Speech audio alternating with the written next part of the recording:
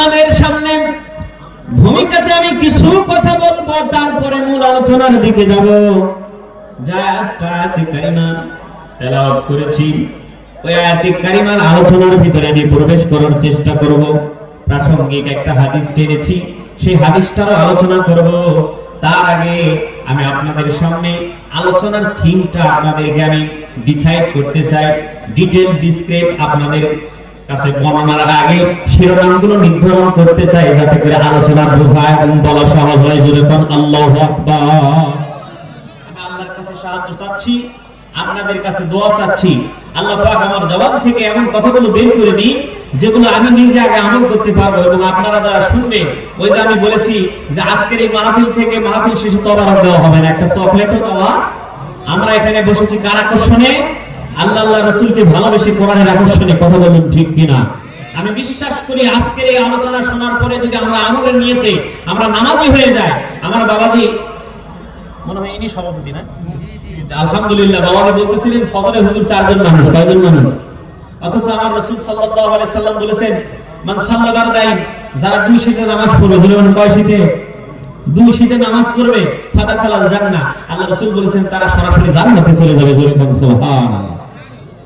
বলে 2 শীত মানে কি? যে 2 দিন, এই শীতের মধ্যে 2 দিন নামাজ পড়লো হয়ে গেল নাকি? না হলে এই বছর শীতের মধ্যে একদিন নামাজ পড়লাম জুমার, কিসের নামাজ পড়লো? জুমার। আবার সামনে বছর আসা একদিন জুমার, পরে 2 শীত হয়ে গেল, জান্নাতে যাওয়া যাবে নাকি? মান সাল্লা বারদাইন, যারা 2 শীতে নামাজ পড়ে, ওয়া দাখালাল জান্নাহ। এখানে ওয়া শব্দটা আছে, অর্থাৎ এই নামাজের গতিবিধি ঠিক রাখে। কিয়ামতের ময়দানে একজন মানুষ, বুররা মুহাজ্জিরিন হাদিসের মধ্যে বলা হয়েছে, এই যারা ওযু করবে এগুলো নূর চমকাবে। সুবহানাল্লাহ পড়ে।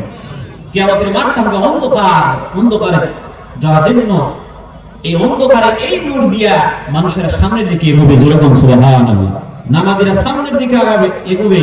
আর আমার হাবিব আম্মা জান আয়েশা প্রশ্ন করেছিলেন, হুজুর এত মানুষের মধ্যে আপনি আপনার রূপ চিনবেন কেমনে? আল্লাহ রাসূল সাল্লাল্লাহু আলাইহি ওয়াসাল্লাম বলেছেন যারা 5 ওয়াক্ত নামাজ পড়ে, এই নামাজ পড়ার কারণে এই ওযুর জায়গাগুলো নূর চমকাবে। আর মানে চক্রবর্তী ঘোড়া, যে ঘোড়াগুলো চিতা ঘোড়া, যে ঘোড়াগুলোর গায়ে দাগ রয়েছে, এই ঘোড়াগুলো আর যেগুলো দাগ নাই, এই ঘোড়াগুলো ডিসাইড করতে সুবিধা না? সুবিধা না? কিয়ামতের ময়দানে যারা নামাজ পড়বে তাদের এইগুলো থেকে নূর চমকাবে, যেগুলোতে ওযুর পানি লাগবে।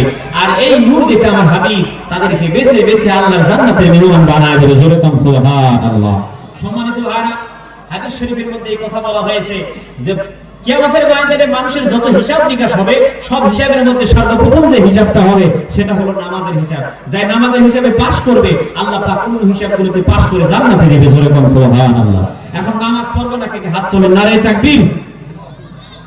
এই ভাই আপনারা নামাজ পড়বেন না? হুজুর নামাজ তুলছি নাকি? আচ্ছা দেখি এখন নামাজ পড়বো কে? একটু হাত তোলেন তো দেখি। নারে তাকবীর। কোরআন হাদিস যেখানে, নামাজ রোজা যেখানে, আল কোরআনের আলো, সংসদে জালো, নারে তাকবীর। যাক আলহামদুলিল্লাহ। হুজুর হাত তুলছি তুলছি, শুক্রবারে যাবে, তাহলে কি বারে যাবে? আর নামাজ পড়বে না, কি বলেন? এরকম হলে হবে? 5 ওয়াক্ত নামাজ যারা পড়বে, সর্বপ্রথম আল্লাহ পাক রব্বুল আলামিন তাদের চেহারার মধ্যে নূর দিবে, দুনিয়াতে রিজিকের মধ্যে বরকত দিবে, তার হায়াত বৃদ্ধি করবে। আল্লাহ পাক পরকালে এই নামাজের কারণে মাফ করে জান্নাত দিবে। জোরে বলুন সুবহানাল্লাহ। সম্মানিত ভাইরা, আমরা নামাজ থেকে দূরে আছি, কোরআন থেকে দূরে আছি। নামাজ থেকে দূরে থাকার কারণে, কোরআন থেকে দূরে থাকার কারণে আমাদের সমাজে যত গন্ডগোল ঝামেলা বেজেছে, কথা বলুন ঠিক কিনা? আমি বলেছি আলোচনার সূচনাতে আপনাদেরকে ডিসাইড করব। আমার আলোচনার শিরোনাম ডিটেইল ডিসক্রাইব বলার আগ দিয়ে আমি আপনাদেরকে শিরোনাম আগে ঠিক করে দিই। সাম্প্রতিক কিছু বিষয় এই জন্য বলবো, এখান থেকে বর্তমান প্রেক্ষাপটটা আনবো। বর্তমান প্রেক্ষাপটকে নিয়ে আমি সামনের দিকে ফিউচারে আমাদের করণীয় কি, কোরআন হাদিস কি দিক নির্দেশনা দেয়, এই সংক্রান্ত কিছু কথা আপনাদের খেদমতে বলবো। তারা কারা শেষ পর্যন্ত থাকবেন একটু হাত তুলে দেখান তো, আল্লাহকে দেখি। নারে তাকবীর। দেখেন তো ভাই, হাত তুলে নিয়ে গেল, ঘুরতে বেড়াতে তুলে দেন। ঘুম আসছে কি কেউ? আবার এমন ভাবে মানে না যাতে আঘাত পায়া কি হয়ে যায়, দুনিয়া থেকে বিদায় হয়ে যায়। একটু সাবধানে তুলে দেন কোরআনের জন্য। কিসের জন্য? ওই যে আপনারা শুনছেন নাকি জানি না, মসজিদে যা বলতেছে, হুজুর বাবারা আপনারা জান্নাতে যাবেন, কে কে হাত তোলেন দেখি। তো সবাই হাত তুলছে। মসজিদের একটু শেষ কোণাতে একজন আছে, নতুন বিয়ে করছে, কি করছে, ওই হাত তোলে নাই। ইমাম সাহেব বলছে, আরে ভাই আপনি হাত তুললেন না, মানে বুঝলাম না। নামাজ শেষে জিজ্ঞাসা করছে, তো বলতেছে ভাই নামাজ পড়ে আমার বাড়ি যাওয়া লাগবে, জান্নাতে যাবো কখন, জান্নাতে গেলে আমার বাড়ি যাবো কখন, বুঝলেন আমার কথা। এই শুনে সবাই কি করতেছে, হাসাহাসি করতেছে। বাড়িতে গেছে ছোট ভাই, আগে বাড়িতে গেছে নতুন ভাবি, দেওয়ারের সাথে সম্পর্ক আছে না নাই? আমাদের দেবরকে মৃত্যু তুল্য করা হয়েছে, পর্দা না মারার কারণে তো পরকায় বেশি হচ্ছে, হচ্ছে কি হচ্ছে না? বড় ভাইয়ের বউ ছোট ভাই নিয়ে চলে যাচ্ছে, এরকম হয় না? এই এলাকার মানুষেরা ভালো, এই এলাকার ছোট ভাইরা সব ভালো, কি বলে ঠিক না? আলহামদুলিল্লাহ পড়েন, বলেন আলহামদুলিল্লাহ। তো বাড়িতে গেছে, বাড়ি যাওয়ার পরে ওর বউ বলতেছে, কে রে তোমাকে নাকি মসজিদে হাসাহাসি করতেছে, কারণটা কি? তো বলতেছে মসজিদে হাসাহাসি করতেছে কারণ হলো হুজুর বলছে কে কে জান্নাতে যাবে, তো সবাই হাত তুলছে, আমি তুলিনি। তো পরে হুজুর আমার জিজ্ঞাসা করতেছে যে আপনি জান্নাতে যাওয়ার জন্য আপনি হাত তুললেন না কেন? তো বলতেছে যে আমি হাত তুলিনি এই জন্য, তুমি যেহেতু বলছো যে নামাজ পড়ে সরাসরি বাড়ি যাবে, তুমি দিকে যাবে না। আমি বেশি আল্লাহ ভয় করে না, বউকে ভয় করে? কার বেশি ভয় করে? আবার এমন মহাব্বত জমে গেছে, কি বলে? তা আমাদের যেন এরকম না হয়, ওয়াজ যেটুকু শুনবো ওয়াজের সাথে ভিতরটা যেন ওয়াজ হয়। কিছু ওয়াজ হবে প্যান্ডেলে, কিছু হবে অ্যাঙ্গেলে, আর কিছু হবে ডাইরেক্ট অ্যাকশন। কথা বলুন ঠিক কিনা? তবে ওয়াজ যদি আজ একটু হয় বেশি, আপনারা এত বেজার না খুশি? সবাই খুশি তো ইনশাআল্লাহ? নাকি রাগ করতেছেন, মন খারাপ করতেছেন? আল্লাহ আমাদের তৌফিক দান করুন, জোরে বলেন আমিন। সবাই একটু দোষে করে আল্লাহুম্মা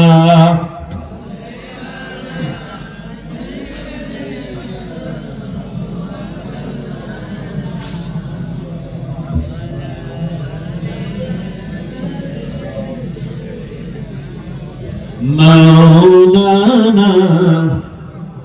বলতেছিলাম সাম্প্রতিক কিছু কথা অলরেডি বলা হয়ে গেছে।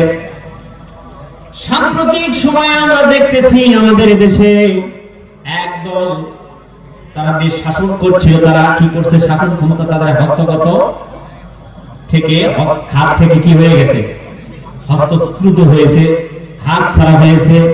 একদল চাচ্ছে আমরা ক্ষমতায় যেতে, একদল চাচ্ছে হলো কোরআনের আইন বাস্তবায়ন করতে। কথা বলেন ঠিক কিনা?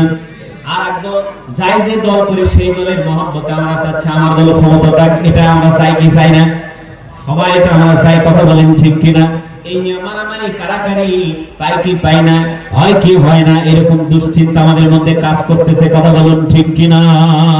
এখন কথা হলো এই মুহূর্তে, এই সুযোগে, এই সময়ে আমরা যারা মুসলমান, যারা কোরআনকে ভালোবাসি, আল্লাহকে ভালোবাসি, রাসূলকে ভালোবাসি, আল্লাহ আল্লাহ রাসূলের করণীয় আমাদের উপর কি রয়ে গেছে, এই অনুযায়ী আমাদের কি করতে হবে, কোরআন কি দিক নির্দেশনা দেয়, এই সংক্রান্ত ভূমিকাতে কিছু কথা বলে আমি আলোচনার মূল পয়েন্টে যাব ইনশাআল্লাহ। আমার ভাইরা, আল্লাহ রাব্বুল আলামিন কোরআনুল কারীমের 49 নম্বর সূরার 9 নম্বর আয়াত, সূরা হুজুরাতের 9 নম্বর আয়াতের ভিতরে আল্লাহ তাআলা বলেন, ওয়া ইন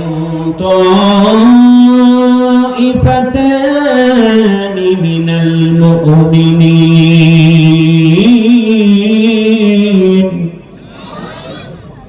হাত্তা তাফিয়া ইলা আমরিল্লাহ। আল্লাহ রাব্বুল আলামিন বললেন, যখন মুমিনদের মধ্যে দুই দলের মধ্যে এরকম দ্বন্দ্ব লিপ্ত হবে, কি লিপ্ত হবে? এখানে মূলত দ্বন্দ্বের কথা বলা হয়েছে। যে কোনো বিষয় নিজের ফেভারিটে নেওয়ার জন্য, যে কোনো বিষয়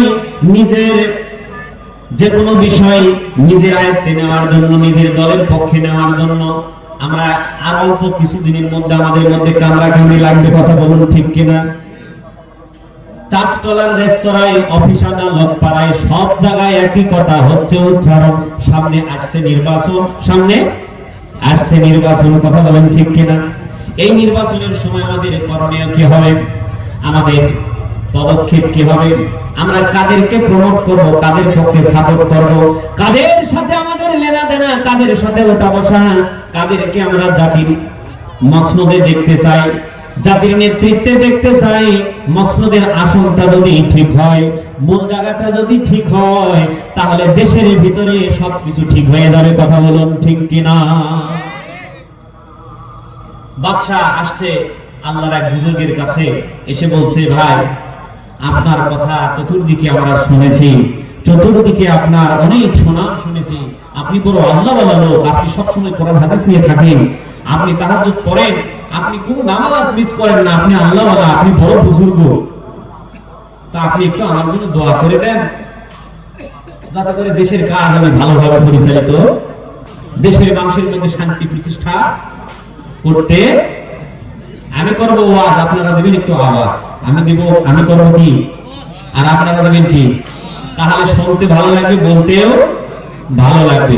ওয়াজ শুধু কিন্তু যিনি মানে খতিব বক্তা স্পিকার তার জন্য সুন্দর হয় না, সুন্দর হয় শ্রোতা মণ্ডলের আকর্ষণে। কথা বলুন ঠিক কিনা? শ্রোতা মণ্ডলের মনোযোগিতার উপর। কথা বলুন ঠিক কিনা? তাহলে বলতেছিলাম, এইভাবে যখন বাদশা আল্লাহর এই ওলির কাছে বলছে, বলার পরে আল্লাহর ওলি বলছেন, আরে ভাই আমি তো কি বুজুর্গ, আমার চেয়ে তো আপনি বড় বুজুর্গ। ওই বাদশাটা ছিলেন নাই কোরআন বাদশা, মানুষের মধ্যে শান্তি শৃঙ্খলা, বিশেষ করে মানুষের জানমালের নিরাপত্তা, সেটা তার পক্ষের শক্তি হোক বা বিপক্ষের শক্তি হোক, যথাযথ যৌক্তিক কারণ ছাড়া তার বিরুদ্ধে সেই রাষ্ট্রের ভিতরে কেউ বলতো না। এইরকম অবস্থা বুজুর্গ ব্যক্তি বলতেছে যে ভাই আমি কি বুজুর্গ, আমার চেয়ে তো আপনি বড় বুজুর্গ, এটা আপনি কি বলেন? ভাষা বলতেছে, এটা আপনি কি বলেন? আপনার মতো তো আমি নয়, আমি আপনার মতো হলে তো আপনার কাছে আমি আসতাম না। বলে না, এরকম নন আপনি,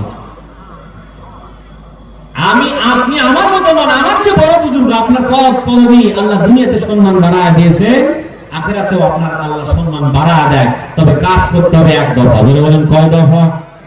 আরো জোরে কয় দফা? এক দফা কাজ করতে হবে। এক দফা কাজ যদি আপনি করেন তাহলে আপনি ইহকালে যেমন সম্মানিত হয়েছেন, কিয়ামতের ময়দানেও আল্লাহ পাক আপনাকে সম্মান দিয়ে জান্নাতে নিয়ে যাবে। জোরে কোন সুবহানাল্লাহ।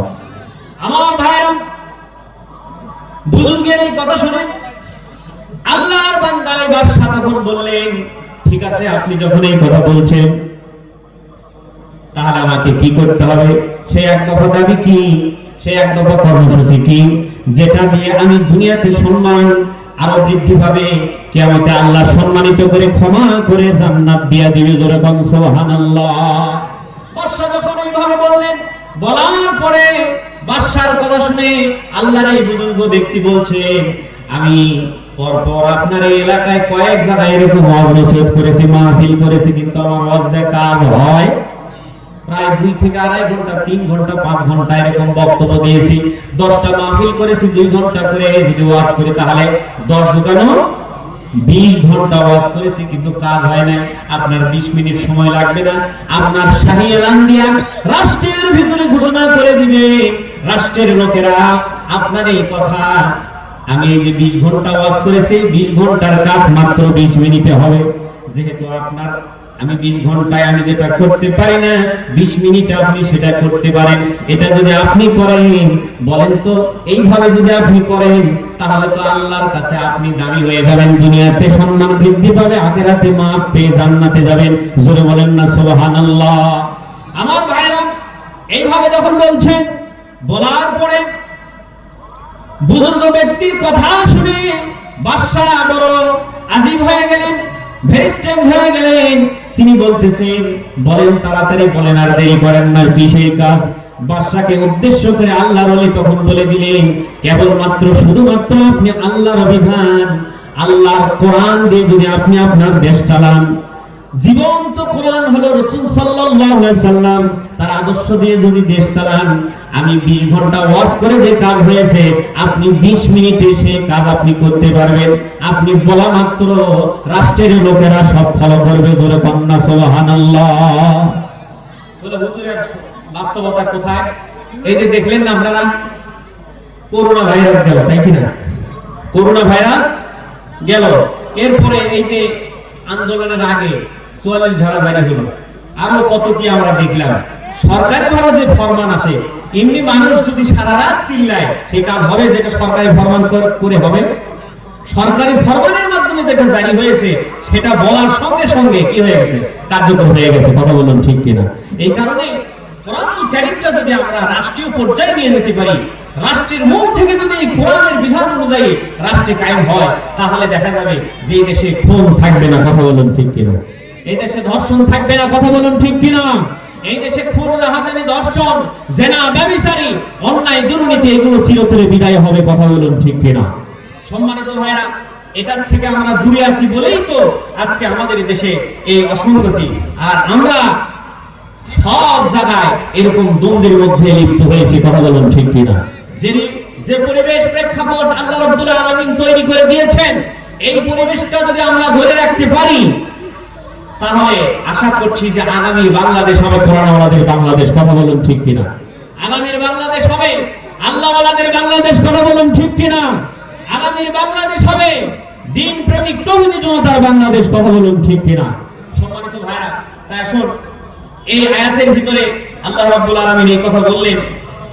আল্লাহ পাক বলছেন হাত্তা তাফিয়া ইলা আমরিল্লাহ, যতক্ষণ পর্যন্ত তারা ইলা আমরিল্লাহ, আল্লাহর নির্দেশের দিকে ফিরে না আসে, ততক্ষণ তোমরা কি করো? এদের সাথে তোমরা যে পক্ষ কোরআনের পক্ষে বিপক্ষে অবস্থান নেবে, তাদের পক্ষে তোমরা কি করো? তোমাদের মত, তোমাদের জনবল, তোমাদের ধনবল, তোমাদের জ্ঞানবল, তোমাদের পরামর্শ, তোমাদের ঐক্যতা, তোমাদের সার্বিক শক্তি প্রয়োগ করে আল্লাহর জমিনে আল্লাহর দিন প্রতিষ্ঠার জন্য সবাই জমিনে ছড়ায় পড়ো। সবাই ততক্ষণ পর্যন্ত এটা করবে যতক্ষণ না আল্লাহর জন্য আল্লাহর দিন আল্লাহর এই জমিনে নির্দিষ্ট হয়ে যাবে। যখন আল্লাহু আকবার। আল্লাহ রাব্বুল আলামিন কোরআনুল কারীমে সূরা আনফাল 8 নম্বর সূরার 39 নম্বর আয়াতের ভিতরে বলেন ওয়াকাতিলুহুম হাত্তা লা তাকুনা ফিতনা, তোমাদের ভিতর থেকে তোমরা ফিতনা সমাজ থেকে যতক্ষণ না দূর হবে ততক্ষণ তোমরা কি করো? আল্লাহর জমিনে আল্লাহর দ্বীনের জন্য, কোরআনের জন্য, আল্লাহর জন্য, রাসূলের জন্য সংগ্রাম চালিয়ে যাওয়ার নির্দেশ কার? আর এটা এই জন্য করতে হবে, স্বাধীনতার পর থেকে আমরা দেখতেছি এই বিষয়টা অবলোকন করতেছি যে কার কাছে নাই বিচার চাবেন, কার কাছে আপনারা নিজেদের সমস্যার কথা তুলে ধরবে। মার্কা থাকে 9 দিন, যে কয়দিন নেতা আমাদের মধ্যে থাকে সেই কয়দিন। কথা কম ঠিক কিনা? যখন ভোট হয়ে যায় নেতা কোনো তার এলাকায় খুঁজে পাওয়া, কি বলেন যায়? নেতাদের আর এলাকায় খুঁজে পাওয়া যায়? নেতাদের আর এলাকায় খুঁজে পাওয়া যায় না। নেতারা চলে যায় দেশ বিদেশে, বাইরে নারী নিয়ে ফুর্তি করে। কথা কম ঠিক কিনা? এরকম নেতার কাছে যাওয়া যাবে? ওই যে আমি একটা উপমায় বলি, একটা লোক বাগানে আম চুরি করতেছে, একটা ছোট ছেলে, এই 15-16 বছরের ছেলে আম চুরি করতেছে। তা আম বাগানের মালিক যখন দেখতে পাচ্ছে বলতেছে কে রে আম চুরি করিস? কাছে যা চিনতে পারছে যে ওর দাঁড়া। এরকম কথা বলে না, বলি না? তো দাঁড়া, তোর বাবাকে বলে দিব। তো ছেলেটা হাসতেছে যে আমার বাবাকে বলে দিবা? আমার বাবা তো গাছে, তার মানে বাপও চোর, বেটাও চোর, বেটাও চোর। স্বাধীনতার পরে কোরআন বাদ দিয়ে যারাই দেশ চালাইছে, জাতিকে মিসগাইড করেছে। কথা বলুন ঠিক কিনা? স্বাধীনতার পর যারা নেতৃত্বের আসনে এসেছে তারা এই জাতির সাথে প্রতারণা করেছে। কথা বলুন ঠিক কিনা? অতএব আমাদেরকে এখান থেকে বেরিয়ে আসতে হবে। যদি বেরিয়ে না আসি তাহলে দুনিয়াতে লাঞ্ছনা বঞ্চনা, এই দুনিয়াতে আল্লাহ পাক আমাদের জায়গায় অন্য জালিমকে চাপায়া দিবে, অত্যাচারের স্টিম রোলার আমাদের উপর চালাবে। দুনিয়া থেকে নির্যাতিত নিপীড়িত হয়ে বিদায় হতে হবে। কথা বলুন ঠিক কিনা? আর যদি আমরা কোরআনের ভবিষ্যৎ যে বিরোধ, ভবিষ্যৎ যে আয়না, সে অনুযায়ী যদি আমরা দেশ জাতি ব্যক্তি সমাজ গড়ি, তাহলে আল্লাহ রাব্বুল আলামিন এই দুনিয়াতেও শান্তি দিবেন, আখিরাতেও মুক্তির ব্যবস্থা করবেন। কথা বলুন ঠিক কিনা? সমাধান চাও যদি জীবনে মরণে, ফিরে যাও খুঁজে নাও চোখ রাখো কোরআনে। ঠিক না? বলেন সমাধান চাও যদি জীবনে মরণে, ফিরে যাও খুঁজে নাও বলে বলে সমাধান চাও যদি জীবনে মরণে, ফিরে যাও খুঁজে নাও চোখ রাখো কোরআনে, তবেই পাবে সুখ শান্তির ঠিকানা, তবেই পাবে সুখ শান্তির ঠিকানা, যদি মেনে নাও তুমি মনে প্রাণে। সমাধান সমাধান চাও যদি জীবনে মরণে, ফিরে যাও খুঁজে নাও চোখ রাখো। এত চির অম্লান চির মুক্তির ডাক, এ যে মহাবাণী খোদারি কালামে পাক। এত চির অম্লান চির মুক্তির ডাক, এ যে মহাবাণী খোদারি কালামে পাক। ঘরে বলো কিংবা রাষ্ট্রে বলো, ঘরে বলো কিংবা রাষ্ট্রে বলো, শান্তি পাবে তুমি দোজাহানে। সমাধান সমাধান চাও যদি জীবনে মরণে, ফিরে যাও খুঁজে নাও। নারে তাকবীর। আমার ভাই আসুন, দুনিয়ার জীবনে শান্তি, আখিরাতে যদি আমরা মুক্তি চাই, তাহলে কোরআনকে আমাদেরকে অ্যাকসেপ্ট করতে হবে, ইনক্লুড করতে হবে। কোরআনকে ধারণ করে, কোরআনকে লালন করে, কোরআন অনুযায়ী ব্যক্তি সমাজ রাষ্ট্র করতে হবে। কোরআন অনুযায়ী যদি আমরা চলি, ইহকালে শান্তি, পরকালে মুক্তির ফয়সালা করবেন কে? আমার ভাইরা, দুঃখের বিষয় হলো সত্য, কিয়ামতের দিন আজকে আমরা দুনিয়ার লোভ লালসা, মত্ত ভালোবাসা, দুনিয়ার মোহে পড়ে এমন ভাবে আমরা মিসগাইড হচ্ছে, এমন ভাবে আমরা আখিরাতকে ভুলে গেছি। মানুষ এমন অবস্থায় বিরাজ করছে যে মৃত্যুর কথাটা পর্যন্ত মানুষ ভুলে গেছে। কথা বলুন ঠিক কিনা? অনেকে ওয়াজ এগুলো ভালো লাগবে না, কারণ আছে। কারণ হলো কোরআনের কথা সবার সহ্য হবে, হক কথা কারো সহ্য হবে, কোরআনের কথা তাদেরই সহ্য হবে। ওয়াইজা তুলিয়াত আলাইহিম যাদাত ঈমান। আল্লাহু আকবার বলেন। কোরআনের আলোচনা যখন হবে, যাদের মধ্যে ঈমান আছে, এই ঈমানটা যাদাত বৃদ্ধি পাবে। যখন সুবহান, যখন বৃষ্টি হয়, আসমান গর্জন করে, ডাক পড়ে, এই সময় কই মাছ ডাকে, খেজুর গাছে তাল গাছে উঠে যায়। কথা বলেন ঠিক কিনা? ওর কিন্তু এই ধান্দা থাকে না যে খেজুর গাছে তাল গাছে উঠলে ওখান থেকে আবার পড়ে গেলে আমি মরে যেতে পারি, কারণ সে দেওয়ানা হয়ে গেছে। কি হয়ে গেছে? ঠিক তেমনি যখন কোরআনের ডাক আসে, কোরআনের জোয়ার আসে, কোরআনের আহ্বান আসে, তখন কোরআন প্রেমিক তরুণী জনতা তখন প্যান্ডেলের বাইরে থাকতে পারে না। কথা বলেন ঠিক কিনা? আর এইরকম আশিক যারা, তাদের ঈমান বৃদ্ধি পাবে, আর তারাই আল্লাহর জান্নাতে যাবে। জোরে বলেন সুবহানাল্লাহ। সম্মানিত ভাইরা, শুনুন, আমি আপনাদের খেদমতে কালামে হাকিম থেকে সূরা বনী ইসরাঈল 17 নম্বর সূরার 71 নম্বর অর্থাৎ 17, এটা উল্টা করে লিখলে হয় 71, 17 উল্টা করে লিখলে হয় 71, এই আয়াতটা তেলাওয়াত করেছি।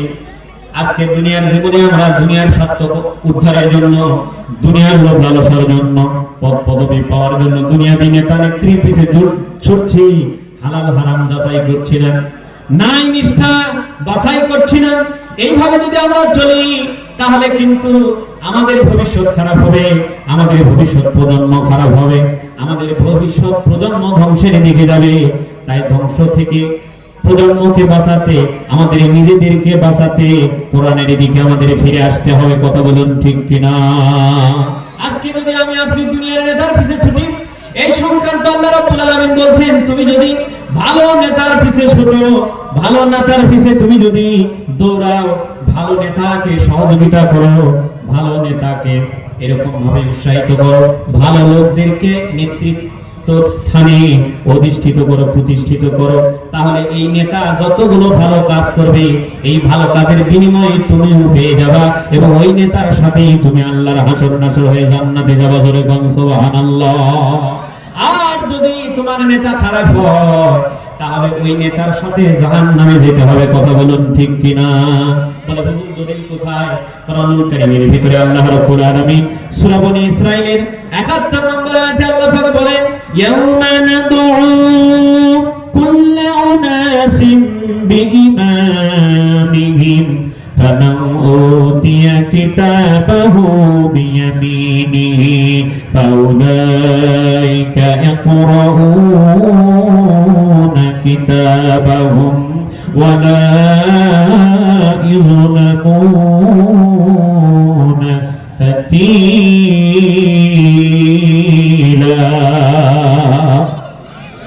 আল্লাহ রাব্বুল আলামিন বলেন স্মরণ করো সেই দিনের যেই দিন আমি কুল্লু নাসিন বিইমামিহিম প্রত্যেক মানুষকে ইমাম সহ কিয়ামতের মাঠে রাখবো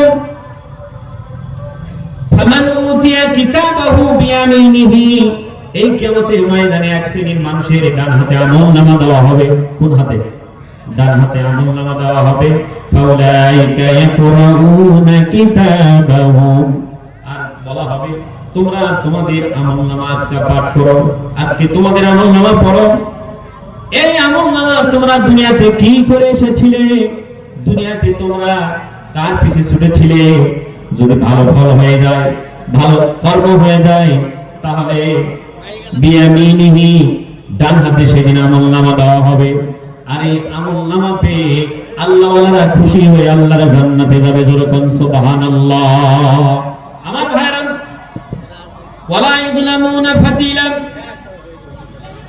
আল্লাহ রাব্বুল আলামিন বলেন সেদিন কারো প্রতি সামান্য অবিচার করা হবে না সামান্য অন্যায় করা হবে না যথাযথভাবে সেদিন বিচার করা হবে কারো উপর জুলুম করা হবে না আল্লাহ রাব্বুল আলামিন সেই দিন যারা এই দুনিয়াতে আল্লাহ ওয়ালাদের সাথে চলবে আল্লাহ ওয়ালাদের পথে চলবে আল্লাহ রাব্বুল আলামিন তাদেরকে ক্ষমা করে আল্লাহর জান্নাতের মেহমান বানাবে যেরকম সুবহানাল্লাহ আর যারা এই দুনিয়াতে দুনিয়ার নেতা নেত্রীর পিছে চলবে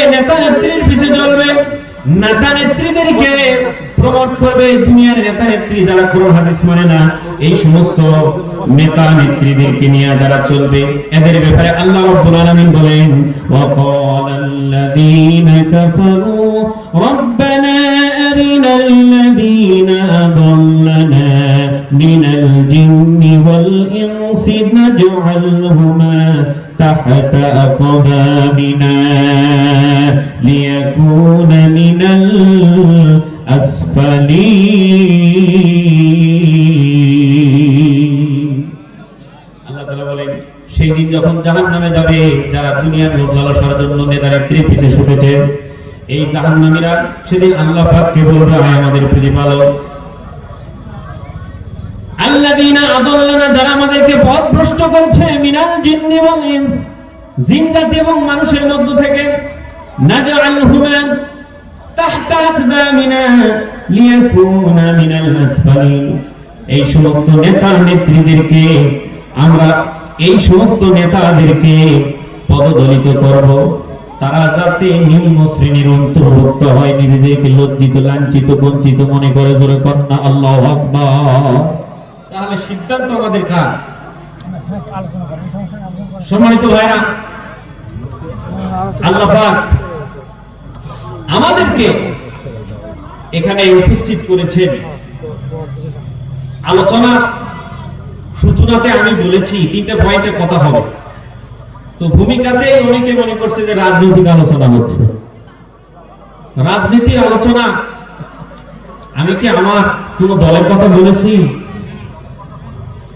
কোন নির্দিষ্ট দলের কথা বলেছি না আমি কার কথা বলেছি আল্লাহ সবাই বলুন আল্লাহ কোরআনের কথা বলেছি এখন কোরআন আপনার পক্ষে যাবে না বিপক্ষে যাবে পক্ষে গেলে তো আলহামদুলিল্লাহ আর যদি বিপক্ষে যায় তাহলে আমাদের সংশোধনের দরকার আছে না নাই যদি আমি আপনি সংশোধন না হই তাহলে এখানে যে আয়াতটা আমি পড়েছি পরে যে আয়াতটা তেলাওয়াত করলাম 41 নম্বর সূরা হামিম সাজদা 29 নম্বর আয়াত এখানে আল্লাহ পাকের কাছে কাফিররা বলবে রব্বানা আরিনাল লাযীনা আযাল্লানা কিয়ামতের দিনে শ্রোতাদের ধরার আগে বক্তাদের ধরবে কথা বলুন ঠিক কিনা আমাকে ধরে আগে বলবে যে জনগণকে কি মিসগাইড করেছো গল্প কাহিনী আমরাও জানি আসুন আমরা আলোচনার দিকে টানি আমার ভাইরা তাই আসুন আমাদেরকে আদর্শ নেতার দিকে অগ্রগামী হতে হবে আদর্শ নেতা কারা এই আদর্শ নেতা হলো তারা, কোরআন হাদিস মানে যারা আদর্শ নেতা, তারা আল্লাহর কোরআন মানে যারা আদর্শ নেতা, তারা রাসূলের আদর্শে ব্যক্তি সমাজ গড়ে যারা। কথা বলেন ঠিক কিনা? আদর্শ নেতা ছিলেন হযরত ওমর, হযরত আলী, হযরত উসমান গনি, হযরত আবু বকর। কথা বলেন ঠিক কিনা? আদর্শ নেতার কেমন গুণ? আসুন সামনের দিকে চলি। হযরত আবু বকর সিদ্দিক আকবর যখন মদিনার মসজিদে ক্ষমতার আসনে, এমন সময় ঈদের দিন সব মানুষ আনন্দের মধ্যে ব্যস্ত থাকে। কথা বলুন ঠিক কিনা? আদর্শ নেতা কেমন, দায়িত্ববান কেমন, পরাধ, বিশেষ করে পরাধীনতা, তারা কেবলমাত্র আল্লাহর পরাধীনতা স্বীকার করে নেয় আর দিনকে বুলন্দ করার জন্য, বিজয়ী করার জন্য, কোরআনের সমাজ ব্যবস্থা কায়েমের জন্য সব জায়গায় বুকের তাজা রক্ত ঢেলে দেয়। কথা বলুন ঠিক কিনা? সম্মানিত ভাইরা, আসুন ঈদের দিন সব মানুষ যখন আনন্দ ফুর্তিতে ব্যস্ত, এমন তো অবস্থায় হযরত আবু বকর সিদ্দিক আকবর, হযরত আবু বকর উনি চিন্তা করতেছে, আল্লাহ গো, আজকে ঈদের দিন সব মুসলমানদের ঘরে ঘরে ঈদের আনন্দ হয়ে যাচ্ছে, সবাই আনন্দ প্রকাশ করছে। আজকে হয়তো কোন মানুষ তার ঘরে খাবার নাই, ভালো আয়োজন নাই, ভালো পোশাক নাই, এরকম চিন্তা চেতনা করতেছেন আর এলাকার পর এলাকা ঘুরতেছেন। এইভাবে ঘুরতে ঘুরতে একটা বৃদ্ধ মহিলা, সে ঈদের দিনে বের হয়েছে, তার কাছে একটা বোঝাটা নিয়ে চলতে পারছে না। ঈদের দিন মুসলমানেরা খুশি হয়ে গরিব মানুষদেরকে বেশি বেশি দান সদকা করে। কথা বলুন ঠিক কিনা? হ্যালো, আজকের এই সভা সম্মানিত সভাপতি এবং প্রধান অতিথি এবং এবং আমার সামনে এলাকার মুরব্বী সভাপতি, আসসালামু আলাইকুম ওয়া রাহমাতুল্লাহ।